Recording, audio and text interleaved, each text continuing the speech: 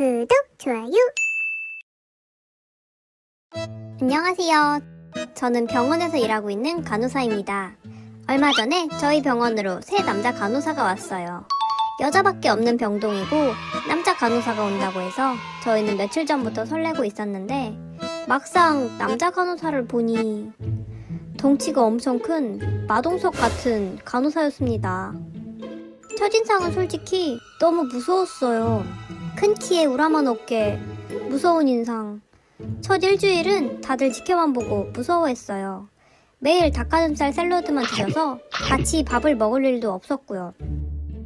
그런데 간호사님의 진가는 응급실에서 발휘되었습니다. 심각할 정도로 다친 응급 환자가 응급실에 3분이나 오셔서 저희 병원은 정신이 하나도 없었어요. 그런데 저기요! 우리 애가 아픈데 진료는 언제 하는 거예요? 죄송합니다. 저희가 지금 응급 환자분들이 많으셔서. 그럼 우리 애는 응급 환자가 아니라고? 우리 애 죽으라는 거야 뭐야? 죽으면 당신이 책임질 거야? 저희가 바쁘기도 하고 정신이 없어서 표정 관리가 안 되는 순간 지금 응급 환자분들이 많으셔서요.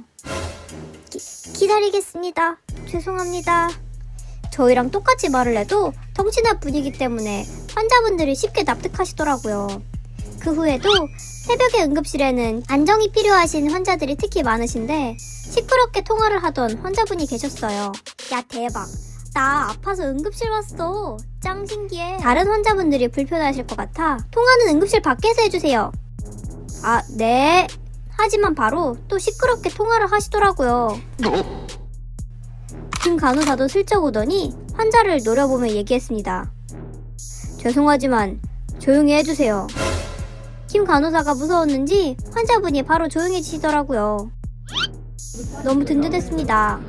김 간호사님은 비공식적 병원 분위기 메이커가 되었고요.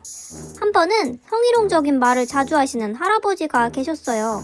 간호사인데 몸매는 미스코리아네. 간호사 처녀, 애인 없어 애인? 난 어때? 저희 모두 이를 크게 키우지 않으려고 쉬쉬하는 분위기였습니다. 괜히 환자분이랑 싸워서 좋을 게 없으니까요. 바지 엉덩이까지 내려주세요. 바지는 직접 내려주면 안 되나? 저는 너무 당황했지만 김 간호사여도 할아버지가 이럴까? 하는 생각이 들었어요. 그런데 환자분 도와드릴까요? 이 환자분이 바지까지 직접 내려달라고 하시네요. 바지만요? 어디까지 내려드릴까요? 아닙니다. 그 이후로 김 간호사님은 이제 병원의 진상처리반으로 불립니다. 그렇게 알게 모르게 도움을 많이 받은 저희들은 김 간호사에게 감사의 표시로 닭가슴살을 잔뜩 사드렸습니다. 감사합니다, 김 간호사님. 평소에도 강아지나 고양이에 관심이 많으시던 엄마가 웬 강아지를 한 마리 입양해 오신 거예요. 웬 강아지? 유기견 봉사 갔다가 데리고 왔어. 나이가 많은 강아지고 여러 번 사람들에게 버려졌는지 경계심이 심했습니다. 첫날에는 밖으로 나오지 않고 온종일 이동장 안에만 있었어요. 저는 뽀삐가 나올 때까지 이름을 불러주며 기다려줬습니다. 몇 시간 후 뽀삐가 이동장에서 슬그머니 나와서 저의 손을 핥아주더라고요. 그때부터 저는 뽀삐가 제 인생 반려견이 되었습니다. 뽀삐 덕분에 가족들과 사이도 더 좋아지고 산책도 자주 하고 잘 때도 꼭 같이 자고 정말 제 동생처럼 대했어요. 그런데 유학 간 진짜 동생이 여름방학이라 집에 돌아왔는데 누나, 웬 개야? 너 없을 때 엄마가 입양해 오셨어. 뭐? 걔는 무슨 개야? 무슨 이런 똥개를 데리고 왔어. 그때부터였어요. 집안의 평화에 금이 가기 시작한 건. 그렇게 배변 패드에 잘 싸던 애가 똥이랑 오줌도 아무데나 싸기 시작하고요. 동생도 친해지려고 노력은 하는 것 같은데 뽀삐가 계속 경계를 내서 점점 더 서로를 미워하게 되었습니다. 결국엔 사건이 터졌는데요. 뽀삐가 동생을 물어서 손에 상처가 나고 피도 엄청 났어요. 이게 도대체 무슨 일이야? 다행히 치료는 빨리 끝났지만 흉터가 남을 수도 있다고 했습니다. 엄마, 저 똥개 버리면 안 돼? 그래도 조금만 기다려보자. 뽀삐가 얼마나 착한 강아지인데 새 식구한테 적응 중이라 그런가 봐. 하지만 뽀삐는 동생에게만 점점 더 사나워지고 동생은 언제나 물리기 일쑤였어요. 다리까지 물려서 두 번째로 병원을 다녀온 날, 엄마, 진짜 쟤 좀 어떻게 해봐. 가만히 있는데 달려들어서 물었어. 나 무서워 정말로. 엄마는 결국 랭치야, 뽀삐 말인데 방학 동안은 강원도 삼촌댁으로 보내는 게 어떨까? 뭐? 어떻게 그래. 방학 때만이라고는 해도 언제 다시 데려올 수 있을지도 모르고. 그래도 네 동생이 저렇게 물리는데 어떡하니. 뽀삐가 사라지는 건 상상도 못할 일이었어요. 뽀삐는 동생한테만 저러는 거지 다른 식구들이랑은 여전히 사이가 좋았습니다. 순한 뽀삐가 그럴 리가 없는데 동생이 혹시 뽀삐를 괴롭힌 건 아닌가 싶어 애완동물 전용 작은 CCTV를 구매했어요. 그리고 며칠 후 CCTV를 확인하는데 가만히 있던 뽀삐를 동생이 발로 걷어차더라고요. 뽀삐는 차이고 나서 짖으면서 동생에게 달려들었습니다. 그러면 동생은 꼬리를 잡아당기고 방으로 도망치더라고요. 동생이 뽀삐를 괴롭힐 것 같다는 생각은 했지만 이렇게 학대까지 할 거라고는 생각도 못했어요.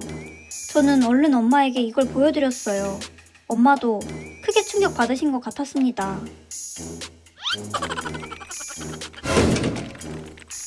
너 어떻게 말 못하는 강아지한테 그럴 수가 있어? 그렇게 뻔뻔하게 버리자고 말하고. 뽀삐가 불쌍하지도 않아? 걔도 우리 가족이야.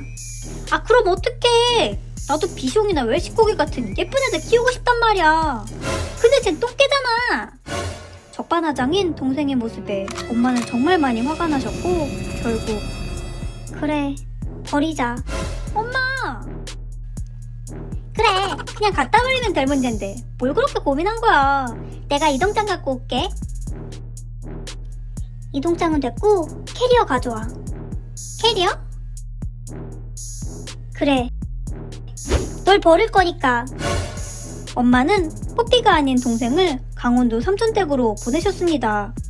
방학 끝나고 반성할 때까지 돌아오지 마. 동생이 사라진 후 뽀삐는 놀라울 정도로 평소대로 돌아왔고 집에는 평화만 가득합니다. 말 못하는 동물이라고 뽀삐를 괴롭히고 거짓말까지 한 동생에게 너무 화가 났었지만 더 이상 이런 일이 일어나지 않게 돼서 다행입니다. 전 제 이름이 너무 싫어요. 왜냐하면 제 성은 변씨거든요.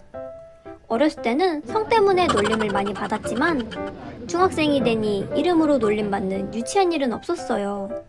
그런데 어느 날 안 친한 반 남자애가 야 변태! 뭐? 너 변씨 아냐? 그니까 변태지! 저를 변태라고 부르는 거예요. 야 소민우 내가 왜 변태야! 애도 아니고 유치하게 이름으로 놀리다뇨. 그 이후로도 민우는 저를 계속 놀렸습니다. 상대하기 싫어서 책상 위에 엎드려 있으면 굳이 다가와서 야 변태 자냐? 야한 꿈 꾸냐? 아 좀 그만해! 제 반응이 재밌었던 건지 이제는 다른 친구들도 저를 변태라고 부릅니다. 야 변태 같이 가.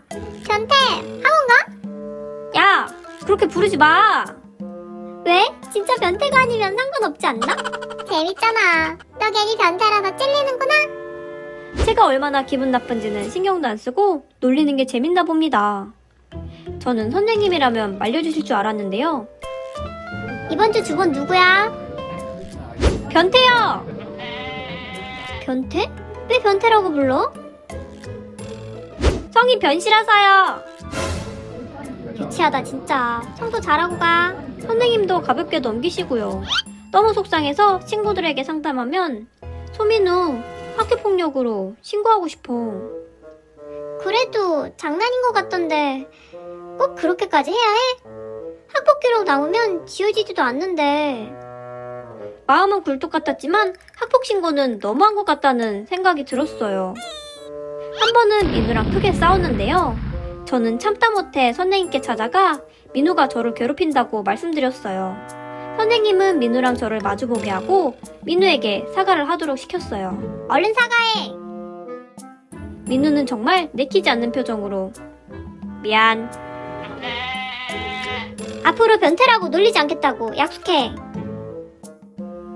앞으로 변태라고 안 놀릴게. 그 이후로 정말 변태라고 놀리지는 않더라고요. 민우도 이제 드디어 철 좀 들었나? 하고 생각했죠. 그런데 야, 변기! 너 왜 또 이름 가지고 놀려? 선생님 하지 말랬잖아. 내가 변기라고 했지 변태라고는 안 놀렸잖아. 정말 유치해서 소름이 돋았어요. 저희는 마주치기만 하면 싸울 정도로 사이가 더 나빠져만 갔습니다. 그런데 야, 시끄러워! 너네 때문에 시끄러워서 공부가 안 되잖아.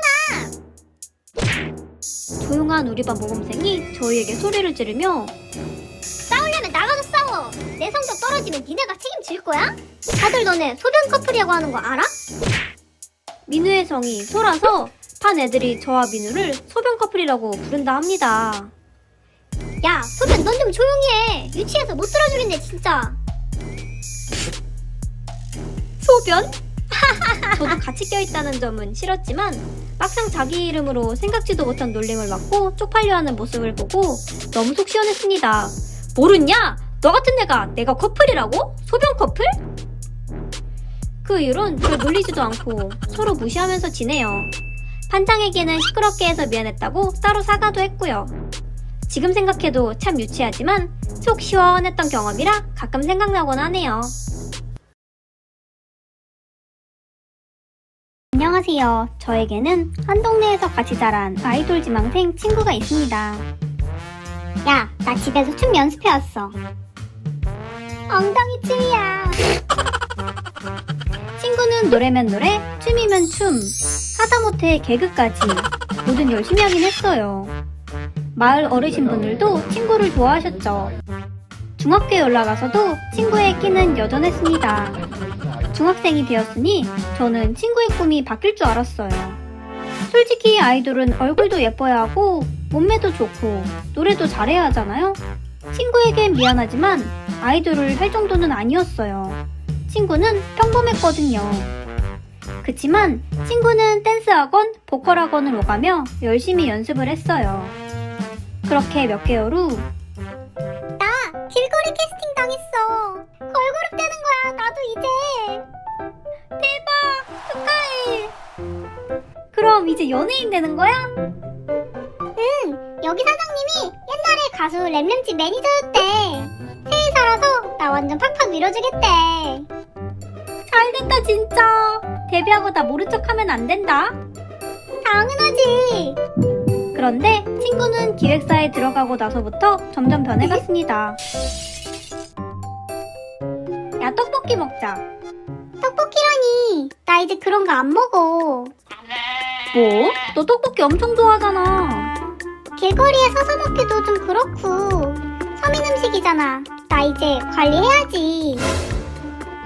이 옷 이쁘지? 이거 나 살까? 야, 넌 이런 거 안 어울려. 이런 건 연예인이나 입어야 예쁜 거야. 벌써 연예인이 된 것처럼 행동을 하더라고요. 그리고 친구는 미래를 위해 준비한다면서 사인을 마구마구 하기 시작했습니다.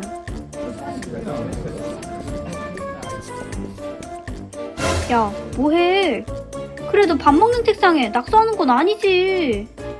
낙서가 아니라 사인이야. 내가 이 학교에 다녔다는 사실을 남겨줘야지. 지난번에 빌린 책 다시 줄게. 그런데 속표지에 또 사인을 해놨더라고요. 야, 이거 내 거 아니야. 언니 책이란 말이야. 낙서하면 어떡해. 낙서 아니라 사인이라니까. 제가 맨날 어떻게 할 거냐고 뭐라고 해도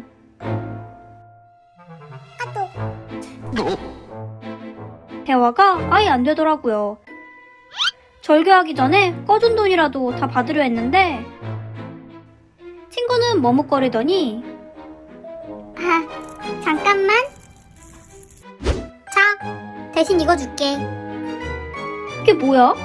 네 사진을 왜 줘? 내가 나중에 유명해지면 이게 다 돈이 된다니까? 나중에 비싸게 팔아. 하하하. 저는 친구가 미친 줄 알았어요. 자기도 좀 민망해하는 것 같긴 한데 돈이 없으면 돈 없다고 말을 하지. 억지를 부리고는.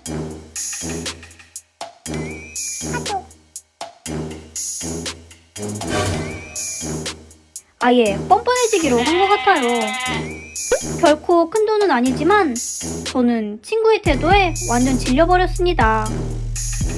저희는 그렇게 절교를 하게 됐고, 건너 들은 소식이지만 친구는 기획사에게 사기를 당했다고 하더라고요. 새로 생긴 기획사라고 하더니 아이돌 지망생들에게는 흔히 일어나는 기획사 사기라고 하더라고요. 이런 말 하면 좀 그렇긴 하지만 저는 많이 통쾌했어요. 저는 여고를 다녔었는데요. 학생회장이었고 반장도 하고 전교 5등 안에 꾸준히 들던 전형적인 모범생이었어요. 그리고 저는 두루두루 모두와 친하게 잘 지내려고 많이 노력했어요. 흔히 일진이라고 불리던 친구와도 잘 지냈고 조용한 친구들이랑도 잘 지내곤 했죠. 제 여러 친구들 중 미소라는 친구를 소개하고 싶어요. 저희는 고2 때 같은 반이었는데요. 그냥 반 친구가 아니라 방과 후에도 같이 시간을 보낼 만큼 친해졌어요. 너 학원 가면 저녁 못 먹어서 배고프지. 떡볶이 먹고 가. 내가 쏠게. 미소는 유쾌하고 재미있고 어두운 구석이 없는 친구였어요. 야! 네 필기노트 좀 보여줘. 아, 나도 봐야 하는데. 야, 넌 안 봐도 성적 좋잖아. 쪼잔하게. 간혹 성적 때문에 저를 라이벌로 생각하는 친구들이 많았는데. 야, 그냥 보여주면 안 되냐? 치사하게. 진주야! 너 나랑 매점 가기로 했잖아. 빨리 가자. 완벽주의자라 친구 관계도 공부도 잘하려고 너무 애를 써 스트레스를 받던 저에게 미소는 저에게 친구 같은 친구였어요. 그러던 어느 날 담임 선생님께서 저를 교무실로 부르시더라고요. 워낙 절 잘 챙겨주던 선생님이셔서 대수롭지 않게 생각했어요. 그런데 선생님께서 하시는 말씀이 진주야, 오해하지 말고 들어. 널 생각해서 하는 말인데 미소랑은 다니지 않는 게 좋겠어.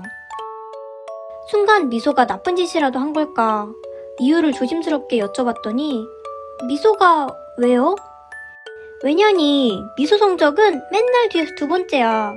꼴찌인 친구는 학교를 아예 안 나오는 친구고 아무리 그래도 전교 5등 안에 들어가는 진주 네가 미소랑 놀면 아무래도 보기 안 좋잖아?